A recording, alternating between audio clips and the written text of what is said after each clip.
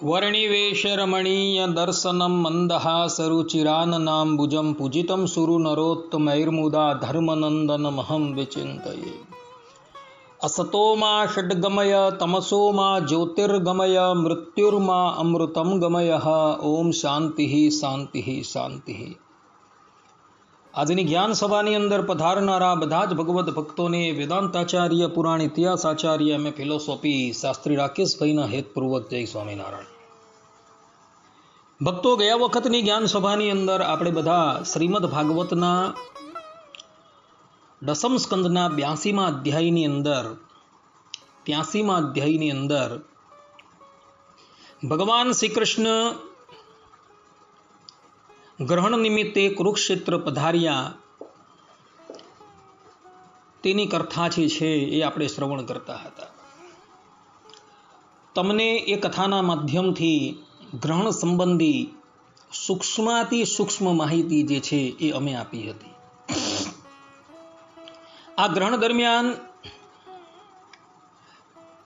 વ્રજમાંથી નંદરાયજી, યશોદાજી એવો બધા પણ કુરુક્ષેત્ર પધારે છે. ગોપીઓ, ગોવાળો એ લોકો પણ કુરુક્ષેત્ર પધારે છે અને ત્યાં ભગવાન શ્રી કૃષ્ણનું એમની સાથે મિલન થાય છે.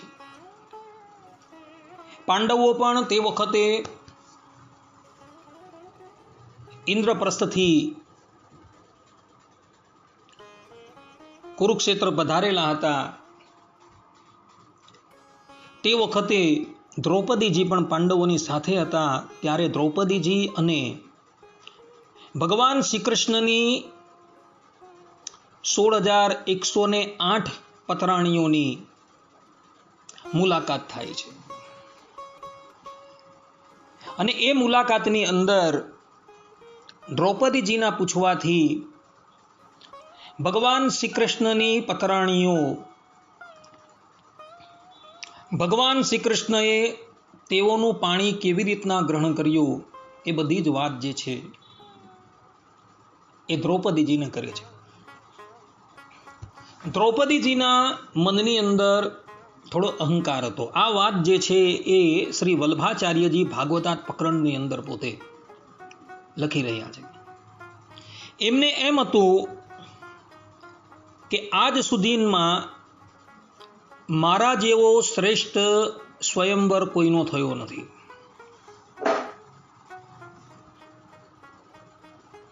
એટલે એ અહંકાર દૂર કરવાને અર્થે ભગવાન શ્રી કૃષ્ણના પટરાણી લક્ષ્મણાજી પોતાના સ્વયંવરની વાત જે છે એ દ્રૌપદીજીને કરે છે. લક્ષ્મણાજી કહે છે કે હે દ્રૌપદીજી, જે પ્રમાણે પાંડવ વીર અર્જુનની પ્રાપ્તિ માટે તમારા પિતાએ સ્વયંવરમાં મત્સ્યવેદનું આયોજન કર્યું હતું તેવું મારા પિતાએ પણ કર્યું હતું. આપના સ્વયંવરથી અમારે ત્યાં થોડી ભિન્નતા હતી કે મત્સ્ય બહારથી ઢંકાયેલો હતો, માત્ર જલમાં જ તેનો પડછાયો દેખાતો હતો. દ્રૌપદીજીના સ્વયંવરની વાત જે છે એ મહાભારતના આદિ પર્વમાં આવે છે. દ્રૌપદીજીના સ્વયંવરની અંદર પણ દ્રૌપદીજીના પિતા દ્રુપદે મત્સ્યવેદની શરત રાખી હતી. એ મત્સ્ય જે છે એ બહારથી દેખાતો હતો, પરંતુ લક્ષ્મણાજીના સ્વયંવરની અંદર મત્સ્ય જે છે એ બહારથી ઢંકાયેલો હતો અને કેવલ જલમાં જ એનું પ્રતિબિંબ જે છે એ દેખાતું હતું. ભારત વર્ષના તમામ રાજકીય પુરુષોને, રાજકુમારોને એ સ્વયંવરની અંદર લક્ષ્મણાજીના પિતાજીએ આમંત્રિત કરેલા હતા અને સ્વયંવરમાં રાખવામાં આવેલી શરત મુજબ એક પછી એક બધા જ સુરવીરો એ મત્સ્ય વેધવા માટે ઊભા થાય છે. આ સ્વયંવરની અંદર અંગરાજ કર્ણ પણ પધારેલા હતા અને અર્જુનજી પણ પધારેલા હતા. પરંતુ અંગરાજ કર્ણ લક્ષ્ય વેધવાની અંદર નિષ્ફળ જાય છે. અર્જુનજી જે છે એ પણ લક્ષ્ય વેધવાની અંદર નિષ્ફળ જાય છે. ત્યારે ભગવાન શ્રી કૃષ્ણ ઊભા થાય છે અને ઊભા થઈ એવો મત્સ્યનું અનુમાન લગાવે છે અને પછી બાણ છોડી લક્ષ્યને પાડી નાખે છે. અને એને લઈને લક્ષ્મણાજી ભગવાન શ્રી કૃષ્ણના કંઠની અંદર જયમાળા પહેરાવે છે.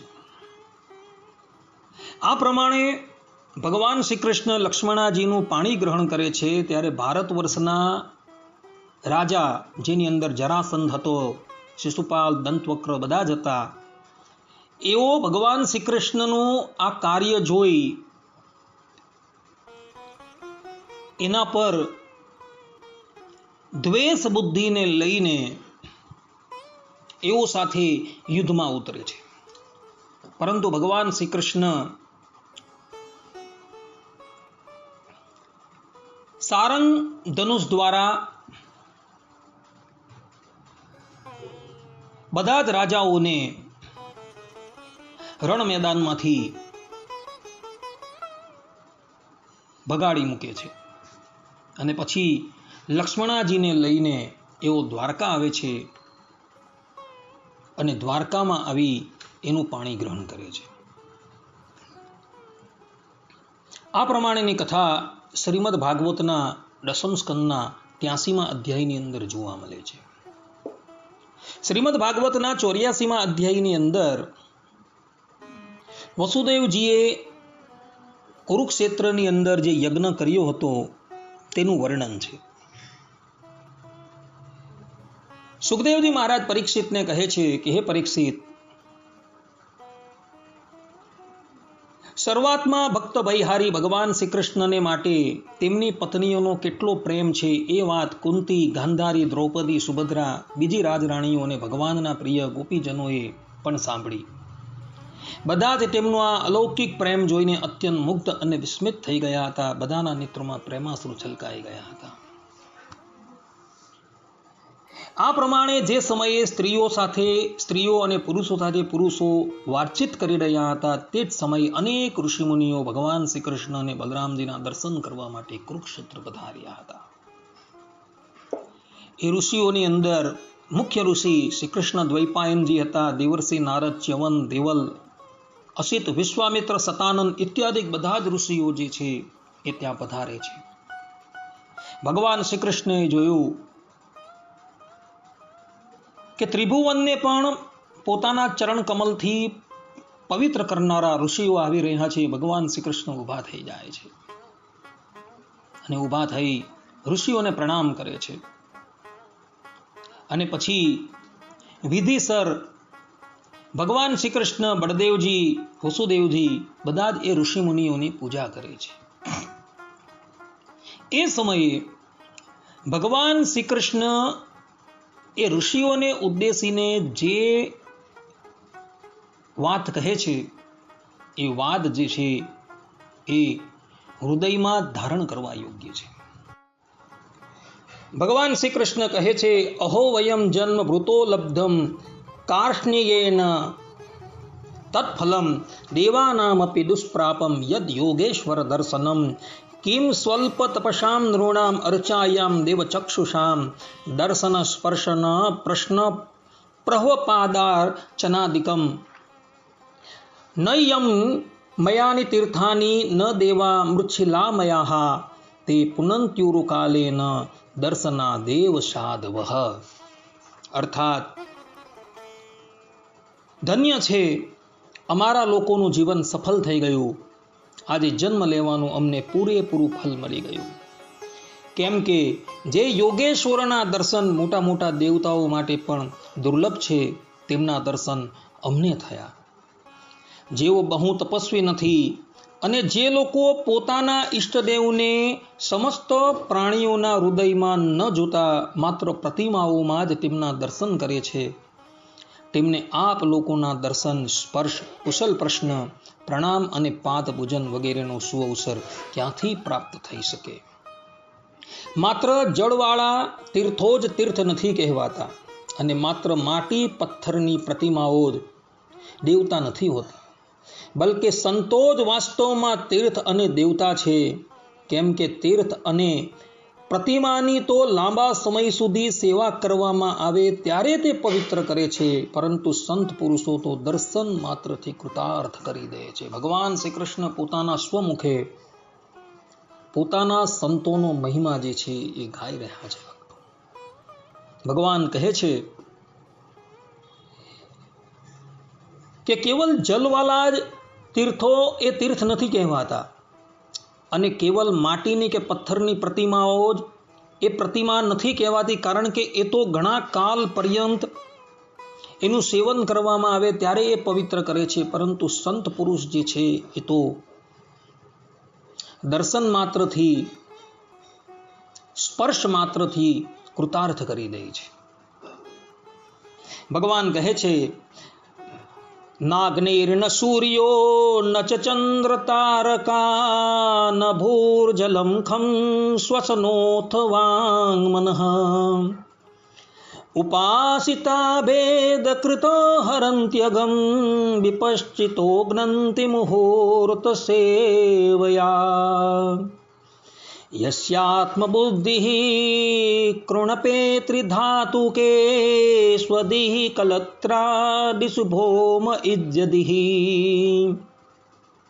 યતીર્થબુદ્ધિઃ સલિલેન કર્હિચિદ જનેષુ વિઘ્નેષુ એવ ગોત્ખરઃ. અર્થાત અગ્નિ, સૂર્ય, ચંદ્રમા, તારા, પૃથ્વી, જલ, આકાશ, વાયુ, વાણી અને મનના અધિષ્ઠાતૃ દેવતા ઉપાસના કરવા છતાં પણ પાપનો સંપૂર્ણ નાશ કરી શકતા નથી, કારણ કે તેમની ઉપાસનાથી ભેદ બુદ્ધિનો નાશ થતો નથી, તે તો વિશેષ રૂપે વધે છે.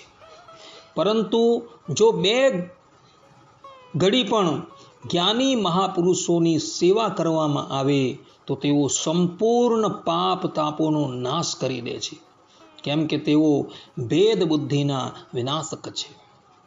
મહાત્માઓ અને સભાસદો જે મનુષ્ય વાત, પિત્ત અને કફ એ 3 ધાતુઓથી બનેલા આ શવતુલ્ય શરીરને જ આત્મા પોતાને હું, પત્ની, પુત્ર વગેરેને જ પોતાના અને માટી, પથ્થર, લાકડા વગેરેના પાર્થિવ વિકારોને જ ઈષ્ટદેવ માને છે, તથા જે જ્ઞાની મહાપુરુષોને ન માનતા માત્ર જલને તીર્થ માને છે, તે મનુષ્ય હોવા છતાં પણ પશુઓમાં પણ ભિન્ન શ્રેણીના છે. ભગવાન શ્રી કૃષ્ણ અહીં સ્પષ્ટ રૂપે કહી રહ્યા છે કે જે પણ કોઈક લોકો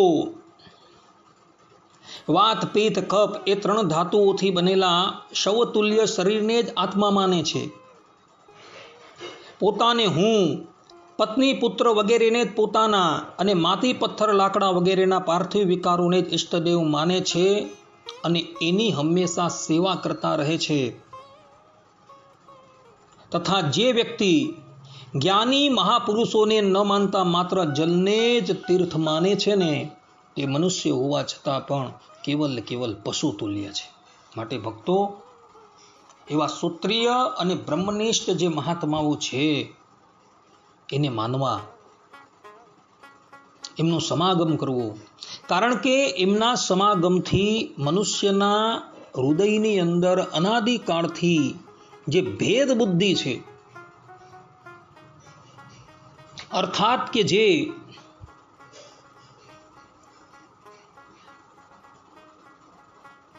જગતને ઈશ્વરથી રહિત જાણે છે અને કેવલ પ્રતિમાની અંદર જ એની પરમાત્માની બુદ્ધિ છે, તો એ સંતોના સમાગમથી એની એ ભેદ બુદ્ધિ સમાપ્ત થઈ જાય છે. કારણ કે સંતો જે છે એને ઉપદેશ આપતા કહે છે કે આ સંપૂર્ણ જગતની અંદર સ્થાવર જંગમ જે પણ કંઈક દેખાય છે એ ભગવાનનું શરીર છે, અને ભગવાન જે છે એની અંદર શરીર રૂપે રહેલા છે, અને શરીરી રૂપે રહેલા હોવા છતાં પણ પરમાત્મા એ બધાથી નિર્લેપ છે. અર્થાત કે પરબ્રહ્મ પરમાત્મા જે છે એ જળ તત્વમાં પણ એના આધાર રૂપે રહ્યા છે, અને ચેતન તત્વની અંદર એ અંતર્યામી શક્તિ તરીકે રહ્યા છે, અને એને કર્મનું ફલ આપી રહ્યા છે. અને કર્મનું ફલ આપવા છતાં પણ જીવાત્મા જે પણ કંઈક પાપ કર્મ કરે છે કે પુણ્ય કર્મ કરે છે એનો પાસ પરમાત્માને લાગતો નથી. પરમાત્મા એના પાપ પુણ્યોથી સંપૂર્ણપણે નિર્દોષ છે. એટલે સ્થાવર જંગમની અંદર એ પરબ્રહ્મ પરમાત્મા રહેલા હોવા છતાં પણ એના દોષોથી એ પરબ્રહ્મ પરમાત્મા રહિત છે. સૃષ્ટિની ઉત્પત્તિ વખતે એ પરબ્રહ્મ પરમાત્મા જે છે એ પોતાના શરીર દ્વારા પરિણામ પામે છે. શરીર દ્વારા પરિણામ પામવા છતાં પણ એ પરમાત્માને કોઈ પણ જાતનો વિકાર નડતો નથી. એ પરમાત્મા જે છે એ અવિકારી રહે છે. અને એ જ પરબ્રહ્મ પરમાત્માનું આ સંપૂર્ણ જગત જે છે એ શરીર છે, ચેતન જીવાત્મા છે એ પણ એનું શરીર છે. અને પરમાત્મા એ બધાની અંદર શરીરી રૂપે રહેલા છે, એટલે સંપૂર્ણ જગત જે છે એ ભગવાનમય છે. માટે સંપૂર્ણ જગતને ભગવાનમય જુઓ. તમારી અંદર પણ એ પરબ્રહ્મ પરમાત્મા જે છે બિરાજમાન છે. તમે પણ ભગવાનનું શરીર છો, અને એ શરીરથી એ શરીરી પૃથક નથી, એ અભિન્ન છે. માટે તમે પણ જે છે એ પરમાત્મા સ્વરૂપ છો. આ પ્રમાણે એ સંતો જે છે એ જીવાત્માને ઉપદેશ આપી એની ભેદ બુદ્ધિ જે છે એ નિવૃત્ત કરી દે છે. અને ભેદ બુદ્ધિ નિવૃત્ત થતા જીવાત્મા જે છે એ પરમાત્માના ચરણારવિંદની પ્રાપ્તિ કરે છે. ભેદ બુદ્ધિ નિવૃત્ત થતા એ સાધક જે છે એ સંપૂર્ણ જગતની અંદર પરમાત્માની અનુભૂતિ કરે છે, અને સંપૂર્ણ જગતને ભગવાનમય જુએ છે. અને ભગવાનમય જોતા જ્યારે એનો દેહપાત થાય છે ત્યારે એનો ભગવાનની અંદર પ્રવેશ થાય છે. આ પ્રમાણે સંતો જે છે એ ભેદ બુદ્ધિને નિવૃત્ત કરનારા છે. ભગવાન શ્રી કૃષ્ણની આ પ્રમાણેની વાણી સાંભળી સંતો જે છે એ ભગવાનને કહે છે કે હે ભગવાન, આપ અમને આપની માયાથી મોહિત કરી રહ્યા છો. વસ્તુતાએ તમારા મહિમાના પારને સ્વયં વેદો જે છે એ પણ પામી શકતા નથી. આપ સ્વયં સાક્ષાત પરબ્રહ્મ પરમાત્મા છો, અને ભક્તોનું રક્ષણ કરવા માટે જ આપ ધરાતલની ઉપર પ્રગટ થયા છો. આ પ્રમાણે કહી ઋષિમુનિઓ જે છે એ ઋષિઓની અંદર નારદ મુનિ પણ બિરાજમાન હતા. તેઓ ભગવાન શ્રી કૃષ્ણના પિતા વસુદેવજીને ઉદ્દેશીને કહે છે કે હે રાજન, મનુષ્ય જે છે એ ધરાતલની ઉપર પ્રગટ થાય છે ત્યારે એ 3 ઋણ લઈને પ્રગટ થાય છે. દેવ ઋણ, ઋષિ ઋણ અને પિતૃ ઋણ. યજ્ઞ, અધ્યયન અને સંતાનોની ઉત્પત્તિથી આ 3 ઋણોમાંથી મુક્તિ મળે છે. અર્થાત કે એમાંથી ઋણ થવાય છે, અને એ ઋણ મુક્ત થયા વિના જ સંસારનો જે પણ કોઈક વ્યક્તિ ત્યાગ કરે છે તેનું પતન થાય છે. પરમ બુદ્ધિમાન વસુદેવજી, તમે અત્યાર સુધીની અંદર પિતૃઓ અને ઋષિઓના ઋણમાંથી તો મુક્ત થઈ ચૂકેલા છો. માટે હવે યજ્ઞ દ્વારા દેવતાઓનું ઋણ ચૂકવી આપો અને આ રીતે બધાથી ઋણ મુક્ત થઈને ગૃહ ત્યાગ કરો અને ભગવાનના શરણે જાઓ. આ પ્રમાણે જ્યારે દેવર્ષિ નારદ વસુદેવજીને ઉપદેશ આપે છે ત્યારે વસુદેવજી એ જ કુરુક્ષેત્રની અંદર એક મહાયજ્ઞનું આયોજન કરે છે. ઋષિ મુનિઓ વિધિવત રીતે વસુદેવજીને યજ્ઞની દીક્ષા આપે છે અને એમની પાસે યજ્ઞ કરાવે છે. યજ્ઞની પૂર્ણાહુતિ બાદ વસુદેવજી જે છે એ મન મૂકીને બધાને દાન કરે છે, અવભૃત સ્નાન કરે છે. આ પ્રમાણે યજ્ઞની પૂર્ણાહુતિ થયા બાદ વસુદેવજી જે છે એ પોતાને કૃતકૃત્ય માને છે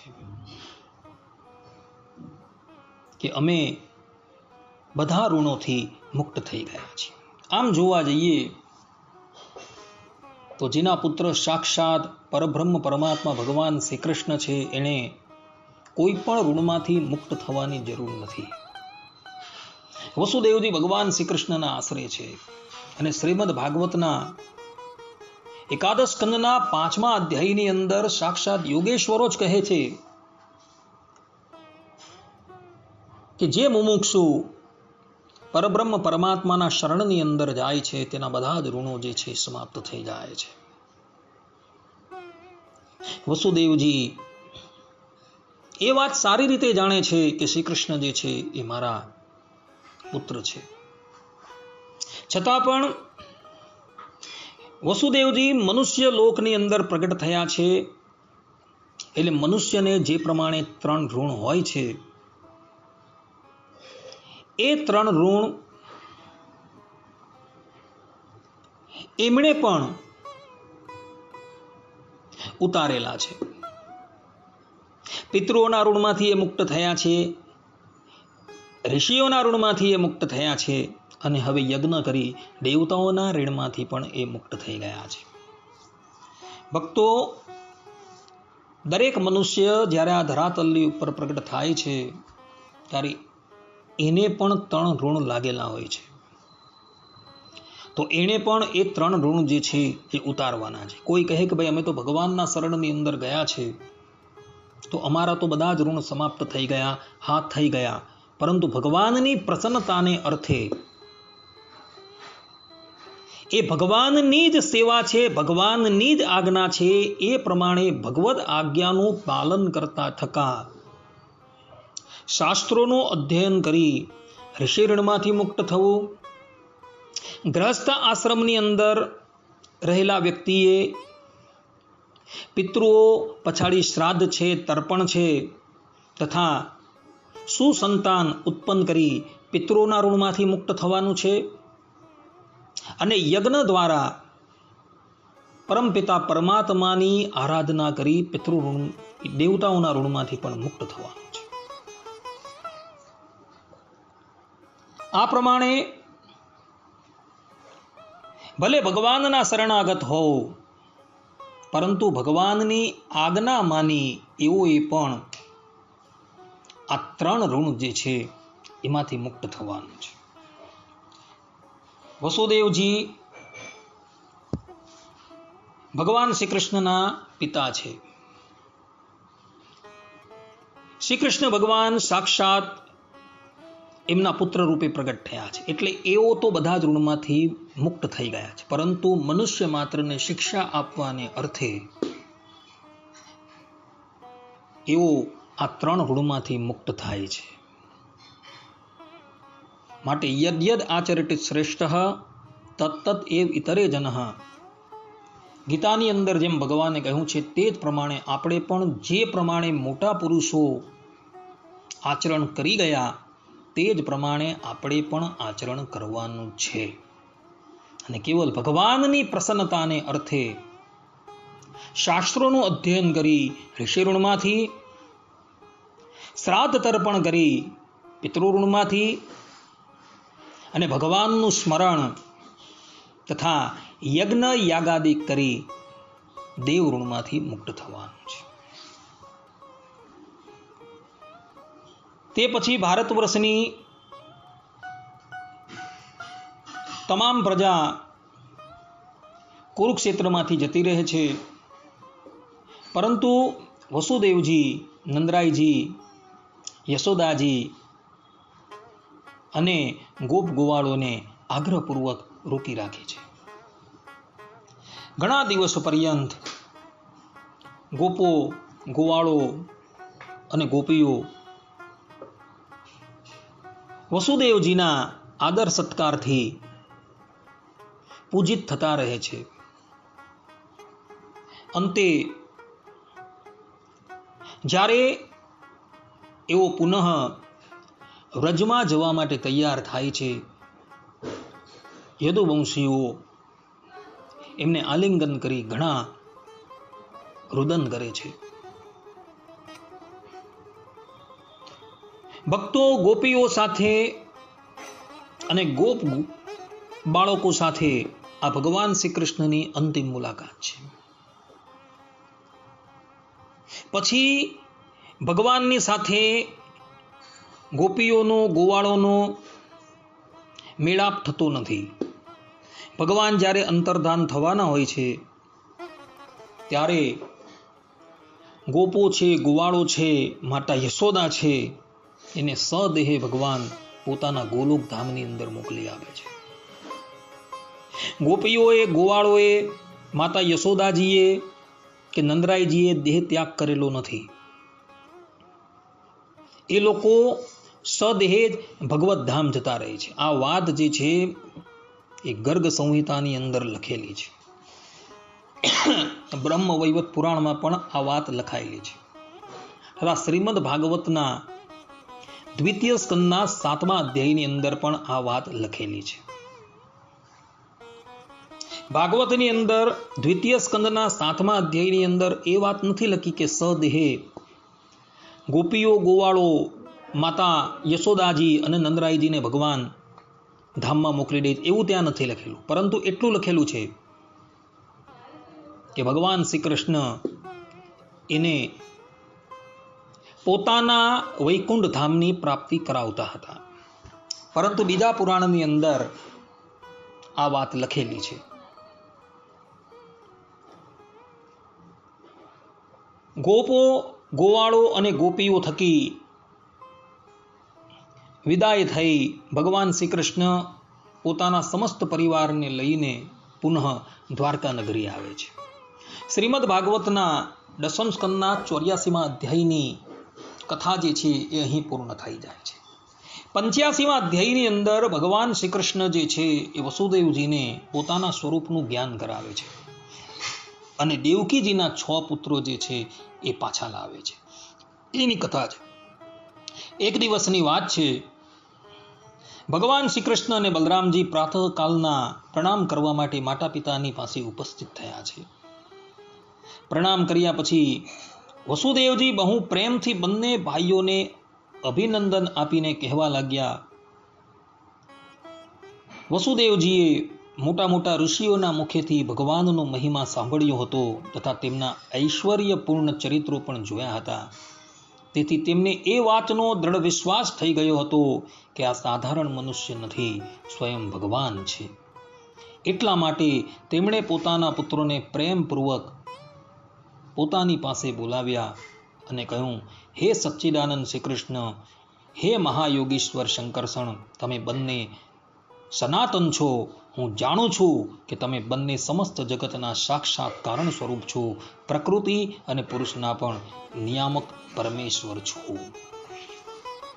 આ પ્રમાણે જ્યારે વસુદેવજી શ્રી કૃષ્ણ ભગવાન અને બલરામજીને કહે છે, ત્યારબાદ ભગવાન શ્રી કૃષ્ણ જે છે એ વસુદેવજીને નિર્મલ જ્ઞાનનો ઉપદેશ આપે છે, જેથી કરીને વસુદેવજીની જે ભેદ બુદ્ધિ જે છે એ નિવૃત્ત થઈ જાય છે અને એ સંપૂર્ણ જગતને ભગવાન શ્રી કૃષ્ણમય જુએ છે. ત્યારબાદ ભગવાન શ્રી કૃષ્ણ જે છે એ પોતાની માતા દેવકીજીને કહે છે કે હે માતા, આપની શું ઈચ્છા છે? માતા દેવકીએ ઋષિઓના મુખોથી એવું સાંભળ્યું હતું કે શ્રી કૃષ્ણએ ગુરુકુલ વાસ દરમિયાન પોતાના ગુરુભાઈ અર્થાત કે સાંદીપની ગુરુના પુત્ર જે ઘણા કાલ પૂર્વે મૃત્યુ પામેલા હતા તેને સંયમિની પુરીમાંથી લાવીને ગુરુદેવને દક્ષિણાના રૂપની અંદર અર્પણ કરેલું હતું. આ પ્રમાણેની વાત દેવકીજીએ ઋષિઓ થકી સાંભળી હતી. એટલે હવે દેવકીજીને પણ પોતાના એ 6 મૃત પુત્રો જે છે એ સંભાળી આવે છે. અને એવો શ્રી કૃષ્ણ ભગવાનને કહે છે કે હે પુત્ર, મારે મારા એ 6 દીકરાઓના દર્શન કરવા છે. માતાની વાત સાંભળી ભગવાન શ્રી કૃષ્ણ અને બળદેવજી સુતલ લોકની અંદર જાય છે. સુતલ લોકની અંદર દૈત્યરાજ બલિ એ રાજ કરતા હોય છે. દૈત્યરાજ બલિએ જોયું કે મારા આરાધ્ય દેવ પરબ્રહ્મ પરમાત્મા ભગવાન શ્રી કૃષ્ણ અને બળદેવજી પધારેલા છે. એ અગાડી જઈને ભગવાનનું સ્વાગત કરે છે, પ્રેમપૂર્વક પોતાના મહેલમાં લાવે છે, ભગવાનની પૂજા કરે છે.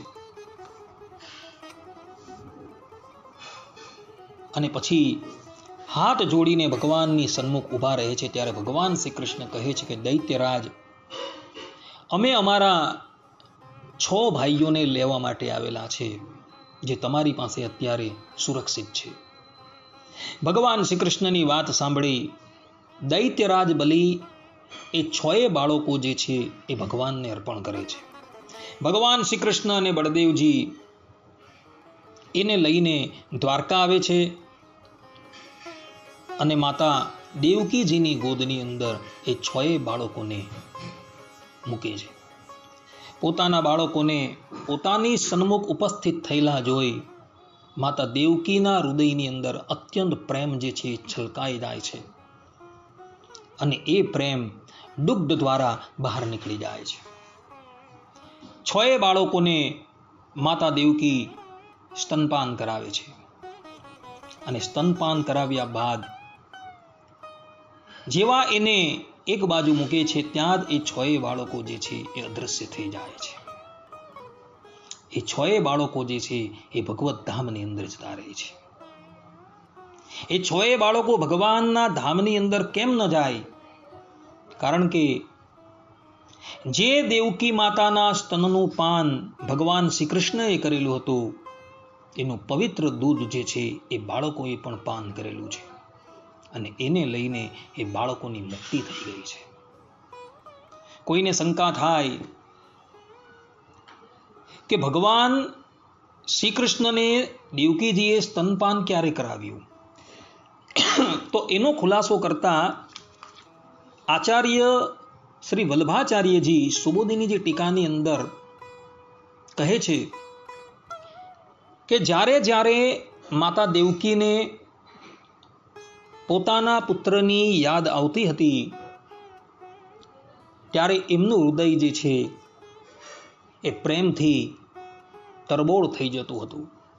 ત્યારે ભગવાન શ્રી કૃષ્ણ જે છે એ દિવ્ય રૂપ ધારણ કરીને દેવકીજીની સન્મુખ ઉપસ્થિત થતા હતા અને ભગવાન શ્રી કૃષ્ણ પ્રેમપૂર્વક માતા દેવકીનું સ્તનપાન કરતા હતા. આવું વલ્ભાચાર્યજી સુબોધિનીજી ટીકાની અંદર લખે છે. અને એવું પરમ પવિત્ર દુગ્ધ જે છે એ આ બાળકોએ પણ પાન કરેલું છે એટલે એ બાળકોની મુક્તિ થઈ ગઈ છે.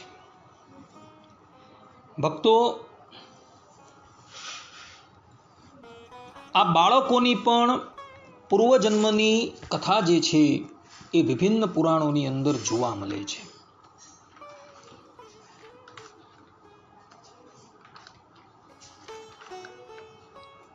દેવી ભાગવત સ્કંદ 4 22મા અધ્યાયમાં વિષ્ણુ પુરાણ અંશ 5, પ્રથમ અધ્યાયમાં હરિવંશ વિષ્ણુ પર્વ દ્વિતીય અધ્યાયની અંદર અને બ્રહ્મ વૈવત પુરાણના અધ્યાય 179 ની અંદર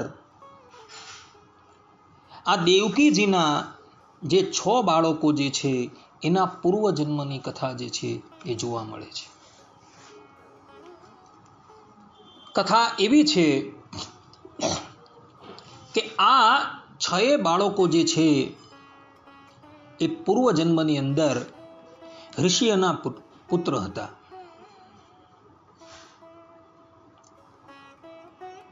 બ્રહ્માજી થકી જેનું પ્રાગટ્ય થયું છે એવા મરીચી ઋષિના આ 6 બાળકો પુત્ર હતા. મરીચી ઋષિના લગ્ન જે છે એ ઉર્ણા નામની કન્યાની સાથે થયા હતા અને એ ઉર્ણા થકી આ 6 બાળકો જે છે એ પ્રગટ થયા હતા. એક સમયની વાત છે, બ્રહ્માજી સરસ્વતી દેવીને જોઈને મોહિત થઈ જાય છે. આ સરસ્વતી જે છે એ બ્રહ્માજીના પુત્રી છે અને પોતાની પુત્રીને જોઈને, એનું રૂપ જોઈને બ્રહ્માજીના મનની ઉપર કામદેવ અધિકાર કરી લે છે અને નિર્લજ્જ થઈને બ્રહ્માજી પોતાની પુત્રીનો સમાગમ કરવા માટે તૈયાર થાય છે. તે વખતે આ મરીચી કુમારો, આ 6 બાળકો જે છે એ ત્યાં ઉપસ્થિત હતા. બ્રહ્માજીની આ પ્રમાણેની ક્રિયા જોઈને એઓ બ્રહ્માજીની હાંસી ઉડાવે છે. એટલે બ્રહ્માજી જે છે એ આ 6 બાળકોને શાપ આપી દે છે કે તમે બધા જે છે એ બ્રહ્મલોકની અંદર રહેવાને યોગ્ય નથી, માટે ધરાતલની ઉપર જાઓ અને તમે બધા દૈત્ય યોનિની અંદર જન્મ લેવો.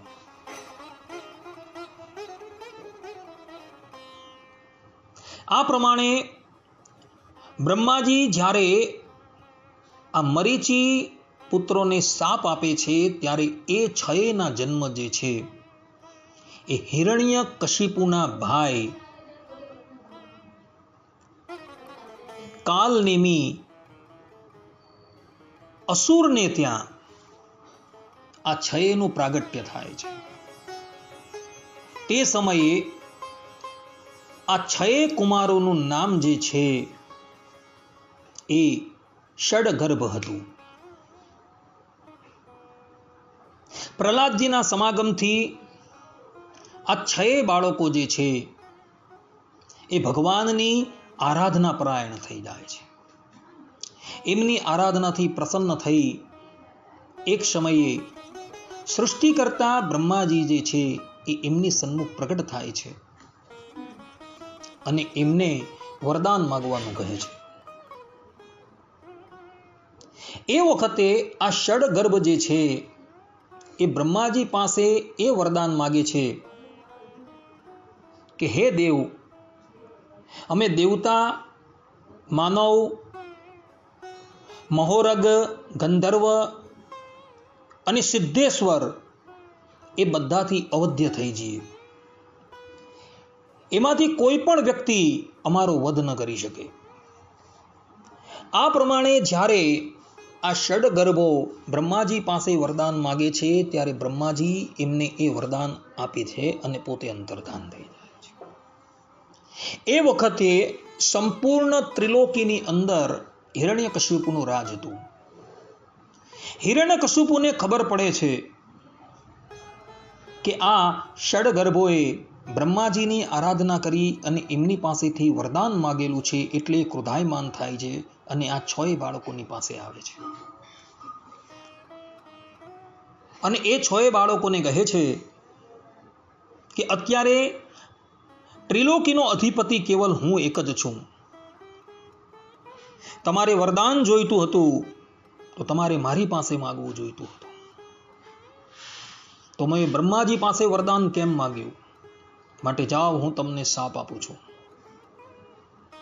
કે તમે 6 જણા જે છે એ તમારા પિતાના હાથે જ મૃત્યુને પામશો. તે પછી આ 6 જણા જે છે એ સુતલ લોકની અંદર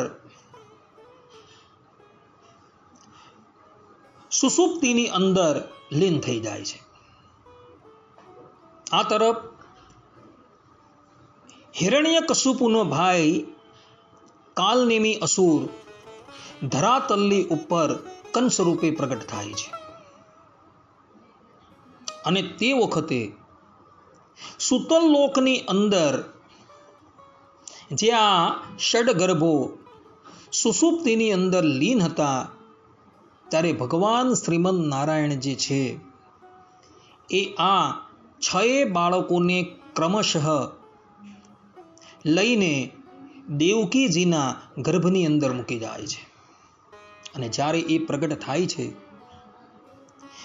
ત્યારે એક કાલનેમી અસુર જે કંસ રૂપે પ્રગટ થયો હતો, એક પછી એક આ બધા જ બાળકોનો વધ કરી દે છે. અને પુનઃ એ બાળકોનો જીવાત્મા જે છે એ સુતલ લોકની અંદર આવી જાય છે અને એના દેહની અંદર પ્રવેશ થઈ જાય છે. દેવકીજીના 6 દીકરાઓ જીવિત કેમ રહ્યા? એનું કારણ આ છે કે ભગવાન શ્રીમદ નારાયણ સુતલ લોકની અંદર રહેલા એના દેહમાંથી જીવાત્માને ખેંચી નાખતા હતા અને દેવકીજીના ગર્ભની અંદર સ્થાપન કરી દેતા હતા. ગર્ભ ત્યાં વૃદ્ધિ પામતો તો બાળક જ્યારે પ્રગટ થાય એટલે કંસ જે છે એ એને મોતને ઘાટ ઉતારી દેતો હતો.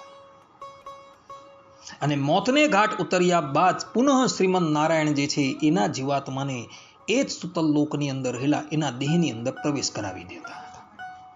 અને એને લઈને એ 6 બાળકો જે છે એ જીવિત રહ્યા હતા. અને ભગવાન શ્રી કૃષ્ણ સુતલ લોકમાંથી એ 6 બાળકોને લાવીને પુનઃ દેવકીજીને પધરાવી દે છે. અને એ દેવકીજીના સ્તનનું પાન કરી ભગવાનના ધામની અંદર જતા રહે છે. વિચાર કરો કે હિરણ્યકશુપુ જે છે એનું પ્રાગટ્ય વૈવસ્વત મન્વંતરના પ્રથમ સતયુગની અંદર થયું હતું. અને આ બાળકોની મુક્તિ જે છે એ વૈવસ્વત મન્વંતરની 28મી ચોકડીના દ્વાપર યુગની અંદર મુક્તિ થાય છે. એટલે સમય જે છે એ કેટલો બધો વ્યતીત થઈ ગયો હતો. આ પ્રમાણે આ બાળકોના પૂર્વજન્મની માહિતી જે છે એ દેવી ભાગવતની અંદર, વિષ્ણુ પુરાણની અંદર, બ્રહ્મ પુરાણની અંદર તથા હરિવંશની અંદર જોવા મળે છે. આ પ્રમાણે અહીં શ્રીમદ ભાગવતના 10મ સ્કંદના 85મા અધ્યાયની કથા જે છે એ પૂર્ણ થાય છે. પરંતુ ભક્તો, આ 85મા અધ્યાયની અંદર પરમ ભાગવત બલિરાજાના નું પણ ચરિત્ર જે છે એ આવે છે. અર્થાત કે ભગવાન શ્રી કૃષ્ણ જે છે એ બાળકોને લેવા માટે સુતલ લોકની અંદર ગયા હતા અને બલિરાજા પાસેથી એવું આ બાળકને લઈ આવેલા હતા. તો આપણે બધાએ બલિરાજાનો પણ પૂર્વજન્મ જે છે એ જાણવો જરૂરી છે કે આ બલિરાજા જે છે જેમના પ્રાગટ્યની કથા જે છે એ શ્રીમદ ભાગવતમાં તો આવે જ છે, પરંતુ શ્રીમદ ભાગવતની અંદર એના પૂર્વજન્મની કથા નથી આવતી. એમના પૂર્વજન્મની કથા જે છે એ સ્કંદ પુરાણની અંદર આવે છે. તો તો હવે પછીની કથાની અંદર આપણે બલિરાજાના પૂર્વજન્મ વિશે પણ વાત કરશું તથા વર્તમાન જન્મ વિશે પણ એની કથા જે છે એ શ્રવણ કરશું. ત્યાં લગીન બધા જ ભગવદ્ ભક્તોને હેતપૂર્વક જય સ્વામિનારાયણ. સર્વે સંતુ નિરામયઃ, સર્વે સુખિનો ભવંતુ, સર્વે ભદ્રાણિ પશ્યન્તુ, મા કશ્ચિદ દુઃખ ભાગ ભવેત. અસ્તુ. જય સ્વામિનારાયણ.